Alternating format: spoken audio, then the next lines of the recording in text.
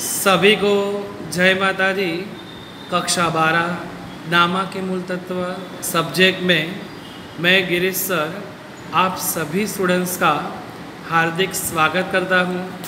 आज हम chapter number 5 प्रवेश में सवाल नंबर 16 का अध्ययन करेंगे। यहाँ से जो सवाल आज सीखने वाले हैं वो बोर्ड में भी बहुत बार आया हुआ है, तो आप अच्छी तरह से समझें। बराबर है।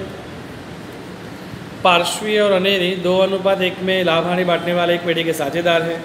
इतना पढ़ते ही हम आवश्यक गणना में आ जाएंगे कि यहाँ पे साझेदार है पार्श्वीय और अनेरी। मैंने फर्स्ट अक्षर का इंग्लिश कैपिटल में लिखा है, पार्श्वीय का भी अनेरी का ए।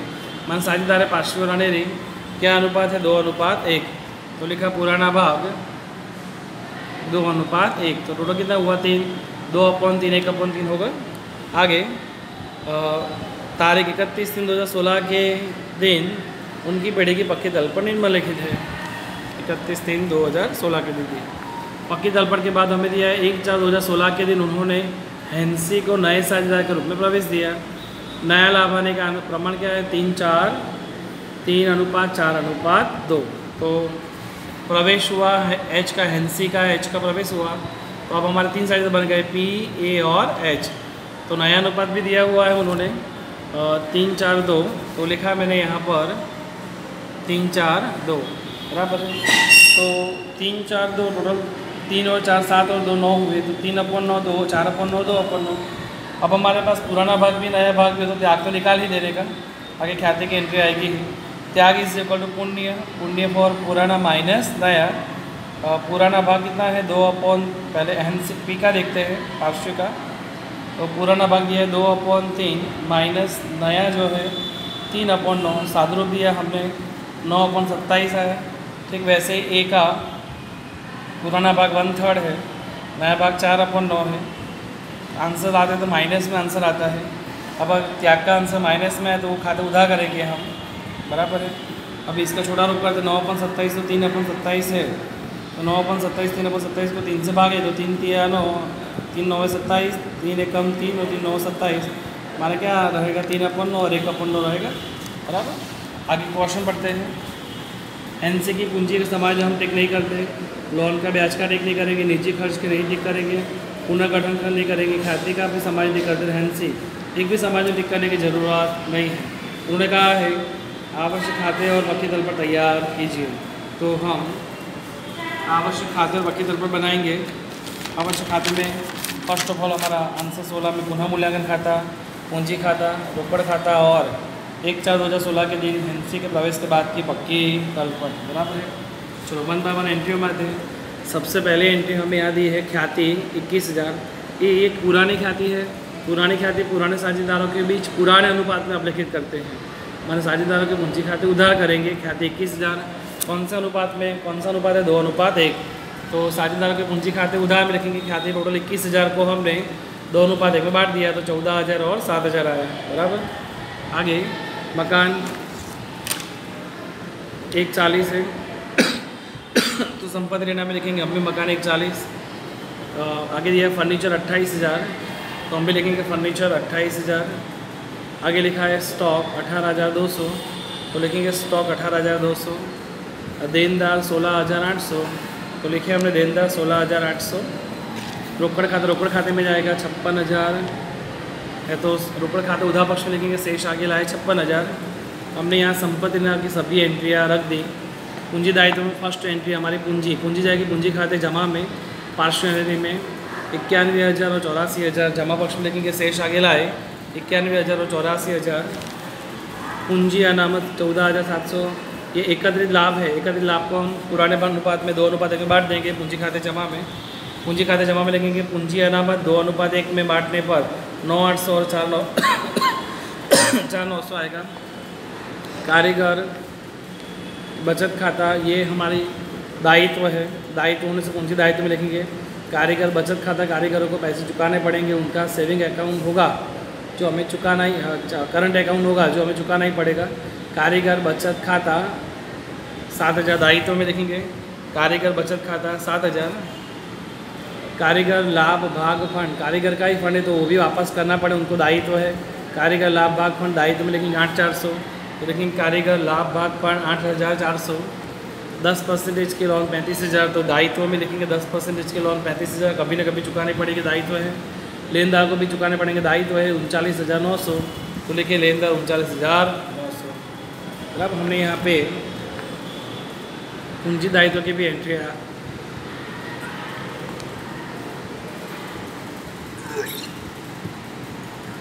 रख दी।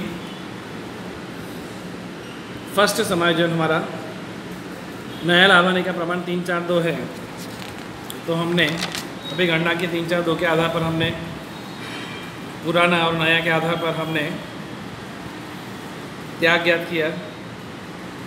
पुराना माइनस नया करके त्याग में एक का आंसर माइनस में, एक का प्लस में बराबर है। आगे एनसी पूंजी के रूप में 40,000 रोकड़ लाएगी, इसकी एंट्री करते हैं।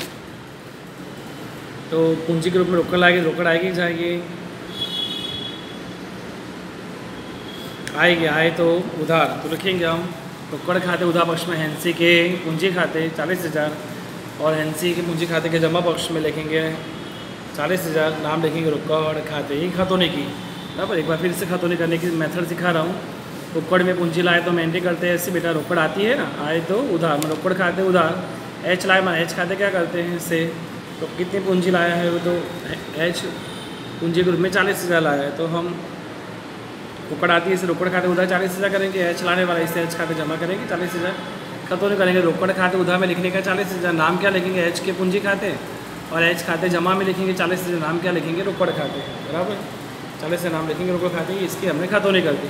आगे लोन पर 1 वर्ष का ब्याज चुकाना बाकी है, तो लोन हमारे पास में 10% के लोन कितने के लिए 35,000, इसका 10% ब्याज कितना होगा 3500, चुकाना बाकी ब्याज है, खर्च होगा, नुकसान होगा तो पुनः मूल्यांकन खाते उधार में लिखेंगे, लोन पर ब्याज 3500 और दायित्व में लिखेंगे चुकाना बाकी लोन पर, चुकाना बाकी लोन पर ब्याज 3500।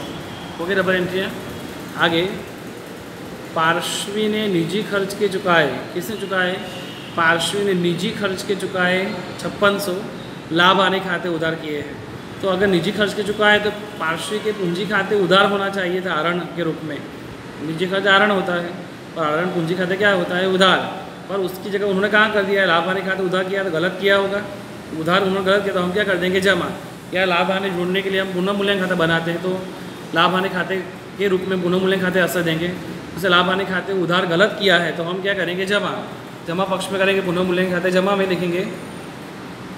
कितने रुपए की बात है यहाँ पे 5600, पुनः मूल्यांकन खाते जमा होगा और पार्श्विक का खाते, पार्श्विक पूंजी खाते क्या होगा उधार, और ऐसा होगा कि पी खाते उधार है और पुनः मूल्यांकन खाते क्या है से, तो पुनः मूल्यांकन खाते से है तो पुनः मूल्यांकन खाते के जमा पक्ष में लिखेंगे 5600, नाम क्या लिखेंगे पी के पूंजी खाते 5600 और पुनः मूल्यांकन खाते पी खाते उधार है तो पी खाते के उधार पक्ष में लिखेंगे 5600, नाम लिखेंगे पुनः मूल्यांकन खाते।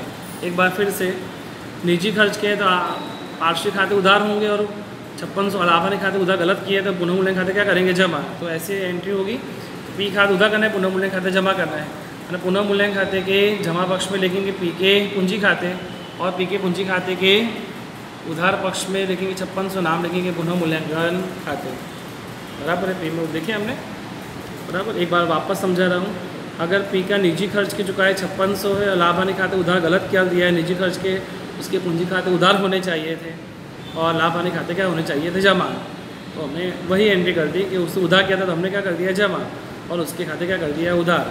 आगे पुनर्गठन खर्च के 8,400 अनेरी ने चुकाए हैं, अगर पुनर्गठन खर्च हुआ तो नुकसान हुआ है और अनेरी ने चुकाए तो अनेरी देने वाले को, तो देने वाले खाते क्या करेंगे जमा, माना अनेरी खाते जमा होगा और पुनः मूल्यांकन खाते क्या होगा उधार, तो इसकी ऐसी एंट्री होगी कि पुनः मूल्यांकन खाते उधार और एक खाते क्या करेंगे हम से, एक बार वापस समझो अच्छी तरह से कि पार्श्विक पुनर्गठन खर्च के 8,400 अनेरी ने चुकाए हैं, अनेरी ने चुकाए तो अनेरी देने वाले हुई, देने वाले खाते जमा करेंगे और खर्च है तो पुनः मूल्यांकन खाते उधार, तो ऐसी एंट्री होगी पुनः मूल्यांकन खाते उधार, एक पूंजी खाते से पुनः मूल्यांकन खाते उधार है, पुनः मूल्यांकन खाते के उधार पक्ष में नाम क्या लिखेंगे एक पूंजी खाते, माने एक पूंजी खाते लिखेंगे, कितने पैसे चुकाए हैं उसने निजी खर्च के कितने चुकाए हैं उसने पुनर्गठन खर्च किया, सॉरी निजी खर्च किया, पुनर्गठन खर्च के कितने चुकाए हैं 8,400, तो लिखेंगे 8,400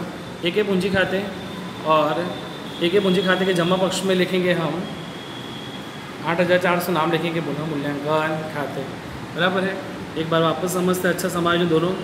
पुनर्गठन खर्च के 8,400 अनिधि ने चुकाए हैं, अनिधि देने वाले तो अनिधि खाते जमा करेंगे, और खर्च है तो पुनः मूल्यांकन खाते उधार, पुनः मूल्यांकन खाते उधार में लिखेंगे अनिधि के पूंजी खाते, और अनिधि के पूंजी खाते के जमा पक्ष में लिखेंगे पुनः मूल्यांकन खाते, एक दूसरे का विरुद्ध नाम लिखने का, बराबर। आगे पुनर्गठन, आगे ख्याति का मूल्यांकन 90,000 का किया गया है। ख्याति का मूल्यांकन हो तो आप जानते क्या करेंगे हम, सातों समझ देख लेते एक बार। एनसी को पूंजी को आधार मानकर पार्श्व और अनेरिक की पूंजी नई पीढ़ी के, बराबर समझना, एनसी की पूंजी को हमने क्या मानना है, आधार मानकर पार्श्व और अनेरिक की पूंजी नई पीढ़ी में नए लाभ आने के प्रमाण में रखनी है, माने अंतिम पूंजी की बात चल रही है, तो अंतिम पूंजी है। और आवश्यक समायोजन साझेदारों के चालू खाते लिखना है, माने कोई भी समायोजन, आवश्यक समायोजन चालू खाते लिखेंगे, उसके लिए ख्याति का समायोजन भी चालू खाते जाएगा। कोई किसकी पूंजी को आधार मानना है, एनसी नए साझेदार के, एनसी का प्रवेश हुआ ना यहाँ पे नए साझेदार के रूप में, तो एनसी की पूंजी को आधार मानकर अनिधि की जो पूंजी पीढ़ी में पार्श्व अनिधि के दोनों साझेदार की जो पूंजी है वो नए लाभ आने के प्रमाण में ही रखनी है, और आवश्यक समायोजन चालू खाते लिखना है। सबसे पहले तो छठा समायोजन ख्याति का मूल्यांकन 90,000 है वो देखेंगे, और उसके कोई समायोजन हो तो वो चालू खाते लिखने हैं, ध्यान रखेंगे। यहाँ ऐसा कहा है इससे हम चालू खाते को ध्यान रखेंगे खास। सबसे पहले तो ख्याति का मूल्यांकन कितने का हुआ, 90,000 का। आवश्यक गणना में आते हैं, हमने अभी त्याग का अनुपात निकाला था। सबसे पहले पीढ़ी की खाते कितने की है, 90,000, जिस पर से हमें सबसे पहले हेंसी की खाते निकालने की 90,000, उसमें हेंसी का जो प्रवेश हुआ था, तो हेंसी का नया भाग कितना था 2/9, तो 90,000 गुणा 2/9 किया, कितना आया 20,000। अब इन दोनों के त्याग से गुणा करो, माइनस में आया है ना का, इसे सीधा गुणा करेंगे। पी की खाती तो इसका भाग कितना आया था 3/9, तो 90,000 गुणा 3/9 30,000, और एक आंसर माइनस में आंसर आया था -1/9 था, तो 90,000 गुणा 1/9 तो इसका कितना आया था 10,000, ये ए का माइनस में आया है, बराबर। अब यहाँ ख्याति का मूल्यांकन किया पर ख्याति को रोकड़ में लाया नहीं है। अगर नया साझेदार रोकड़ में ख्याति ना लाए तो उसके खाते उधार होता है, नया साझेदार रोकड़ में ख्याति नहीं लाता है तो उसके खाते उधार करेंगे। तो यहाँ नया साझेदार कौन है, एच हेंसी है, तो हेंसी खाते क्या करेंगे उधार, तो हेंसी की खाते कितनी है यहाँ पे 20,000, पर यहाँ सभी समायोजन हमने कहा कि उसकी पूंजी को तो आधार मानना है और समायोजन चालू खाते लिखना है। इसे हेंसी का जो ख्याति है उसके चालू खाते में जाएगी, तो हम लिखेंगे यहाँ पे हेंसी के चालू खाते उधार 20,000, जो गणना में आए 20,000, हेंसी के चालू खाते उधार 20,000। माइनस में कौन आया, दोनों त्याग में एक का आया तो उसको उधार कर दो। एक की खाते कितनी आई है 10,000, माने एक की पूंजी खाते में एंट्री जाएगी, अनिधि के पूंजी खाते उधार करेंगे 10,000, और प्लस किसका आया था पी का, तो पी के जमा में लिखेंगे, पार्श्व के पूंजी खाते जमा करेंगे 30,000। एक बार फिर से एच नई खाते नकद में नहीं ला रहा है, इसे एच खाते उधार होगा और चालू खाते में जाएगा, माने एच के पूंजी खाते उधार 20,000, माइनस में रकम आई है कि माने ए के पूंजी खाते उधार 10,000, बराबर। एच खाते उधार 20,000, एक पूंजी खाते उधार 10,000, और पी प्लस में है, प्लस में जमा करेंगे, पी के पूंजी खाते जमा 30,000। अब इसकी खतौनी करते हैं, हेंसी के चालू खाते उधार 20,000। अब हमने यहाँ पे चालू खाता तो बनाया नहीं है, तो डायरेक्टली चालू खाते उधार है तो चालू खाता सीधा पक्की तलपट में जाएगा, उधार है तो संपत्ति लेने पक्ष में लिखेंगे सीधा एनसी का चालू खाता 20,000 का, डायरेक्ट लिख दिया हमने एंट्री। अनिधि के पूंजी खाते उधार 10,000 है, तो अनिधि खाते के उधार पक्ष में लिखेंगे 10,000, नाम लिखेंगे पी खाते हैं। अनिधि खाते उधार 10,000, तो अनिधि खाते के उधार पक्ष में लिखेंगे 10,000, नाम लिखेंगे पी के पूंजी खाते। और पी खाते से है तो पी खाते के जमा पक्ष में लिखेंगे एच के चालू खाते और ए के पूंजी खाते, माना एनसी के चालू खाते और ए के पूंजी खाते। पार्श्व खाते के जमा पक्ष में लिखेंगे 20,000 10,000, तो पी खाते के जमा पक्ष में लिखेंगे 20,000 10,000, 20,000 के सामने लिखेंगे ए के चालू खाते और 10,000 के सामने लिखेंगे ए के पूंजी खाते, जो हमारी प्रविष्टि में लिखा है कि पी खाते के जमा पक्ष में 20,000 10,000, 20,000 के सामने लिखेंगे एच के चालू खाता और ए के पूंजी खाते, बराबर, जो हमने यहाँ पे एंट्री देखा तो नहीं करके। आगे इस प्रकार एक खाते का समायोजन हुआ जो अच्छा था। हेंसी की पूंजी को आधार मानकर पार्श्व अनिधि की पूंजी नए लाभ आने के प्रमाण में रखनी है, तो नए अनुपात में रखते हैं। हम देखते हैं अंतिम पूंजी की गणना में जो एच के आधार पर गिननी है, हम भाग पर से पूंजी निकालेंगे। किस पर से क्या निकालेंगे? भाग पर से पूंजी।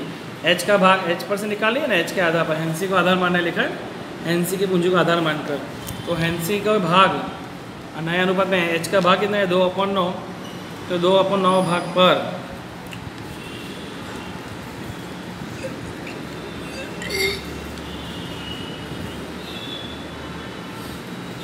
हेंसी ये पूंजी को आधार मानकर एच नए भाग में कितनी पूंजी लाया है? रोकड़ 40,000।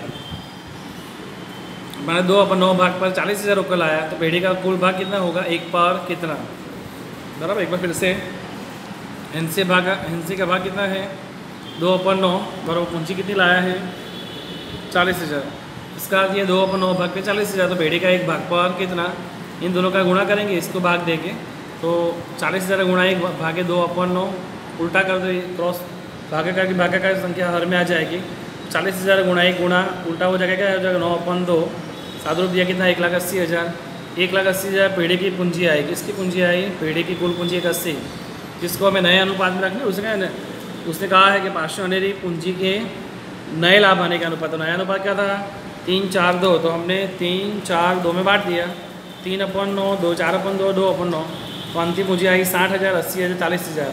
अंतिम पूंजी 60, 80, 40। इसको हम लिखेंगे अंतिम पूंजी को पूंजी खाते के उधार पक्ष में लिखेंगे। शेष आगे ले गए, जो हम ढूंढते थे, जबकि यहाँ दे दी है, तो शेष आगे ले गए, लिखा हमने 60,000, 80,000 और 40,000। यही शेष आगे कहाँ ले गए? पूंजी दायित्व में।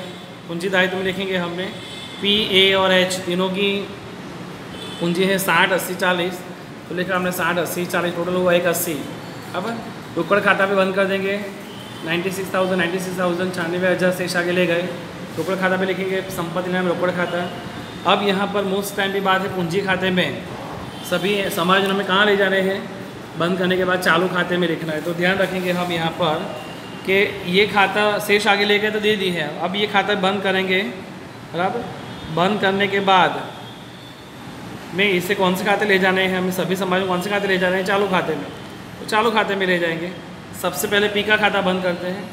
पी का जमा पक्ष का टोटल और उधार पक्ष का टोटल करते हैं। सबसे ज़्यादा जमा पक्ष का आता है। इसका जमा पक्ष का जोड़ जो है वो 1,30,800 आता है। तो लिखेंगे 1,30,800। तो यहाँ पे भी लिखेंगे 1,30,800। जबकि यहाँ डिफरेंस जो है वो निकलेगा 47,000। कितने का डिफरेंस निकलेगा? 47,000। अभी तक हम डिफरेंस को शेष आगे ले गए कहते थे, जबकि यहाँ पे शेष आगे ले गए तो दे दी है।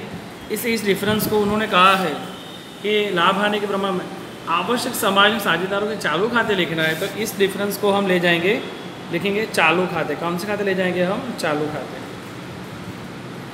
ये कौन सा पक्ष है? उधार। ए का चालू खाता, पी का चालू खाता उधार है, तो हम क्या करेंगे? जमा। पूंजी दायित्व में लिखेंगे किसका चालू खाता आया है? पी का। तो लिखेंगे पी का चालू खाता। डिफरेंस कितने का निकला? 47,000 का। तो हम भी यहाँ लिखेंगे 47,000, बराबर है। ठीक वैसे ए का बंद कर दे। ए का ये उधार पक्ष का टोटल ज़्यादा आता है, इसका उधार पक्ष का टोटल ज़्यादा आ रहा है 99,100। तो लिखा हमने 99,100। वही जमा में लिख रहे हैं हम 99,100। जबकि ये सभी रकम घटा देंगे तो यहाँ डिफरेंस निकलेगा। इस डिफरेंस निकलते हैं 1,800 रुपये।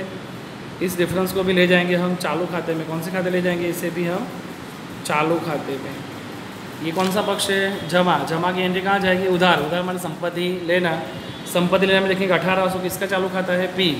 और लिखेंगे संपत्ति लेना में पी का चालू खाता। और कितने का डिफरेंस निकला? 1,800 का। तो लिखेंगे 1,800, बराबर। अब लास्ट में एच का खाता बंद करेंगे। एच का 40,000, 40,000 दोनों का टोटल समान होता है, मानिए खाता अपने आप बंद हो जाता है 40,000। और यहाँ पे लिखेंगे हम 40,000, बराबर है। तो ये दोनों उधार वाले पैसे जो चालू खाते में निकले वो हमने जमा में लिखे पूंजी दायित्व में पी का चालू खाता।